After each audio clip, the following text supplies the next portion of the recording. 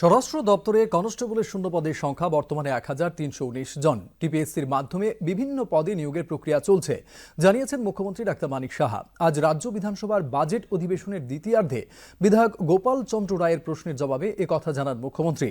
অতিরিক্ত প্রশ্ন এনে বিধায়ক সুদীপ রায় বর্মন অনুরোধ করেন দ্রুত নিয়োগের জন্য টিপিএসসির কাজের মনিটরিং করার। মুখ্যমন্ত্রী বলেন, টিপিএসসি ধাপে ধাপে ডাক্তার থেকে শুরু করে কনস্টেবল পদে নিয়োগের ব্যবস্থা করছে। এদিন অধিবেশনে রাজ্য বিধানসভার প্রাক্তন সদস্য মাধব চন্দ্র সাহা, লোকসভার প্রাক্তন অধ্যক্ষ শিবরাজ পাতিল, প্রাক্তন কেন্দ্রীয় রেলমন্ত্রী মুকুল রায়, মহারাষ্ট্রের উপমুখ্যমন্ত্রী অজিত অনন্ত রাও পাওয়ার এবং লোকসভার প্রাক্তন সদস্য ধর্মেন্দ্র সিং দেওলের প্রয়াণে 2 মিনিট নীরবতা পালন করা হয়। 1189 এবং মহিলা আছে 130। আমরা তো প্রতিনিয়তই দিচ্ছি, তো এমন তো না যে কিছুই হচ্ছে না। অনেকগুলো জায়গায় ডাক্তার থেকে আরম্ভ করে বিভিন্ন ক্ষেত্রে টিপিএসসি থেকে তো এসছে, আমরা দিচ্ছি। তো যেটা হচ্ছে ওরাও তো ওদের মতো করে কাজ করছে, কিন্তু আমরা মনিটরিং করা তো আমরা ডাইরেক্টলি আমরা মনিটরিং করতে পারবো না। আমরা খালি বলতে পারবো তাড়াতাড়ি করুন, আমরা করিও, সবাই বলিও বারবার।